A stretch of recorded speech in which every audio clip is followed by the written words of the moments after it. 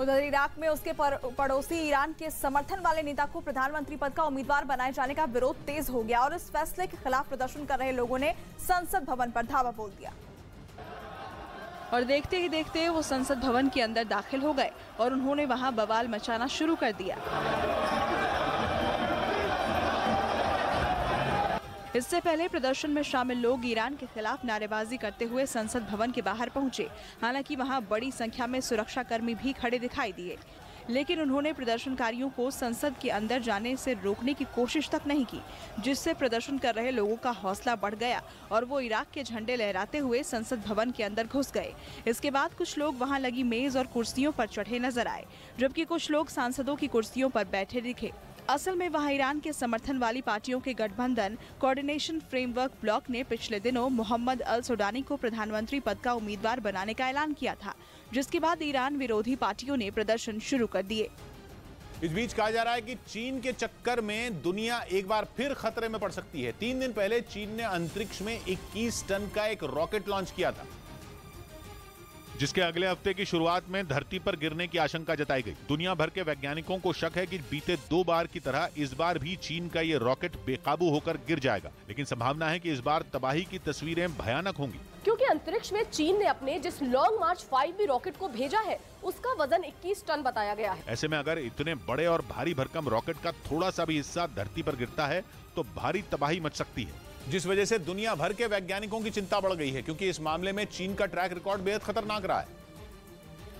इसलिए दुनिया के अलग अलग कोनों में मौजूद वैज्ञानिक चिंता में हैं कि कहीं ये रॉकेट फिर से धरती पर न गिर जाए। इस बार इस रॉकेट के जरिए चीन ने अंतरिक्ष में बन रहे अपने नए स्पेस स्टेशन का हिस्सा भेजा है। अगर ये रॉकेट सही सलामत वहां पहुंच गया तो चीन के स्पेस स्टेशन के निर्माण के काम को रफ्तार मिलने की उम्मीद है। हालांकि पिछले साल फरवरी में भी चीन ने एक ऐसा ही रॉकेट अंतरिक्ष में भेजा था, लेकिन वो भारत के आसमान में जलने के बाद मालदीव के पास हिंद महासागर में गिर गया था। बताया गया कि वो पृथ्वी पर गिरने वाला अब तक का सबसे विशाल अंतरिक्ष मलबा था। और इस तरह की घटनाएं चीन के रॉकेट के साथ पहले भी कई बार हो चुकी है। वो तो गनीमत थी कि पृथ्वी के वायुमंडल से टकराने के बाद जब हिंद महासागर में रॉकेट का बचा हुआ हिस्सा गिरा तब कोई भारी नुकसान नहीं हुआ था। लेकिन इस बार अंतरिक्ष वैज्ञानिकों की नींद इसलिए उड़ी हुई है क्योंकि ये रॉकेट अभी तक डी ऑर्बिट नहीं हुआ है। इसी वजह से आशंका बनी हुई है कि वो पृथ्वी पर वापस गिर सकता है।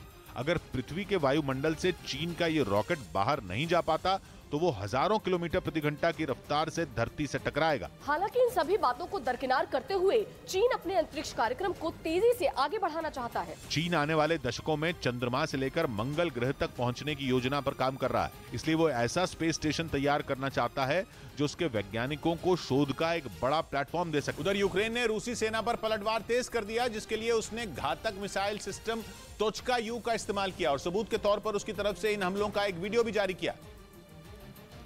हालांकि यूक्रेन ने यह नहीं बताया कि ये हमले किस जगह किए गए, लेकिन हमले का जो वीडियो सामने आया उसमें एक सुनसान जगह पर यूक्रेन की सेना के तबाही मचाने वाले मिसाइल सिस्टम तोचका यू हमले के लिए तैयार होते दिखाई दिए।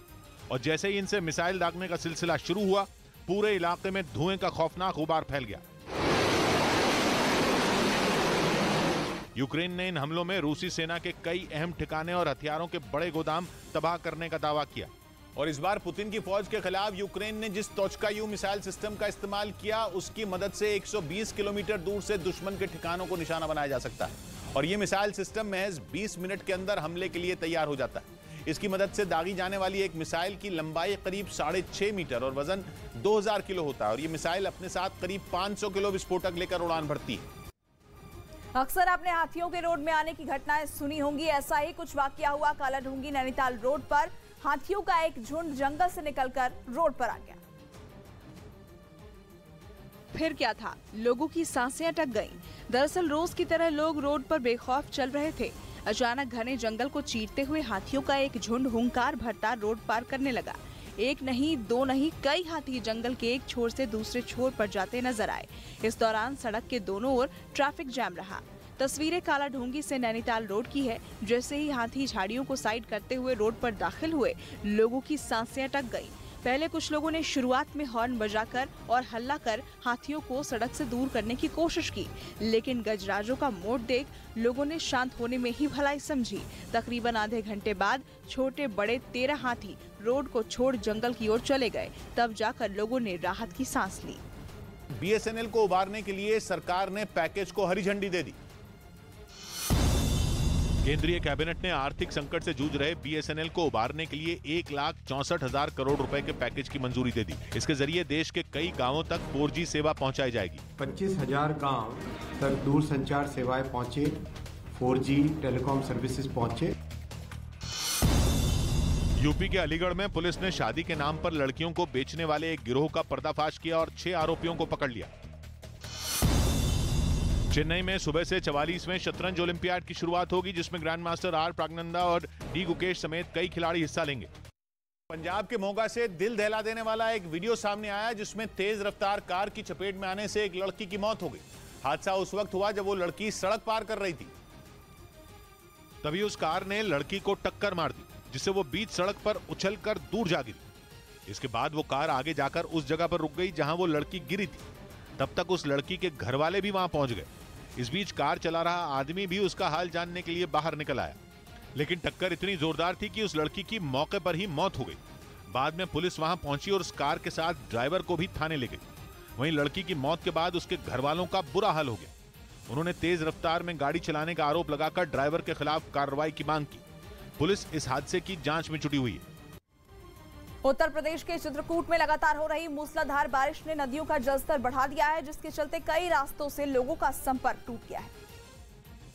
कई घंटों तक लगातार बारिश से नदियों का जलस्तर अचानक बढ़ गया। कुछ जगहों पर नदी का पानी पुल के ऊपर से भी बहता दिखाई दिया, जिसकी वजह से कई इलाकों में खतरा बढ़ गया। शिवरामपुर चौकी क्षेत्र के भैंसोधा संपर्क मार्ग पर भी पानी आ गया। इसी के रास्ते में बने थोथी चेक डैम पानी के तेज बहाव के कारण बह गया। लोग जान जोखिम में डालकर पानी के बीच से गुजर रहे हैं। पानी के तेज बहाव में कई जगहों पर सड़कें धंस गयी, जिसकी वजह से कई गाँव का संपर्क टूट गया। ग्रामीणों को आने जाने में काफी परेशानी का सामना करना पड़ रहा है। हालांकि इस ओर प्रशासन का कोई ध्यान नहीं है। हिमाचल प्रदेश के लाहौल स्पीति में अचानक मौसम बदल गया। हिमाचल प्रदेश के लाहौल स्पीति में भारी बारिश के बाद एक बाइक पानी में बह गई। कांवड़ यात्रा खत्म होने के बाद हरिद्वार प्रशासन ने वहां गंगा घाटों की सफाई का अभियान शुरू कर दिया। दिल्ली के पास नोएडा में पुलिस ने एक रेप के आरोपी को मुठभेड़ में घायल करने के बाद गिरफ्तार कर लिया। महाराष्ट्र के नासिक में एक कार के पलटने से 3 लोग गंभीर रूप से घायल हो गए। इस बीच फिलीपींस के अलग अलग हिस्सों में आए जोरदार भूकंप की चपेट में आने से 6 लोगों की मौत हो गई, जबकि कई लोग घायल हो गए। रिक्टर स्केल पर 7 की तीव्रता वाले भूकंप से लोग सहम गए, जिसका असर पार्क में खड़े लोगों पर भी दिखा। जिस समय भूकंप आया, पार्क में लगी एक मीनार टूटती दिखी, जिसके बाद वहां मौजूद लोग जान बचाकर भागते नजर आए। फिलीपींस के एब्रा शहर में भी भूकंप ने जमकर तबाही मचाई। भूकंप के झटके इतने जोरदार थे कि स्विमिंग पूल का पानी बाहर निकलता नजर आया। यही नहीं, तेज भूकंप की वजह से वहां कई इमारतें बर्बाद हो गईं, जबकि कुछ घरों की दीवारों में दरार तक आ गई। और ऐसी ही कुछ तस्वीरें विगन सिटी से भी सामने आई, जहां भूकंप से कई घरों को नुकसान पहुंचा। भूकंप के तेज झटकों के बाद एक चर्च के बाहर का हिस्सा भी टूटा दिखाई दिया। जानकारी के मुताबिक फिलीपींस के अलग अलग हिस्सों में भूकंप की चपेट में आने से करीब 90 लोग घायल हो गए।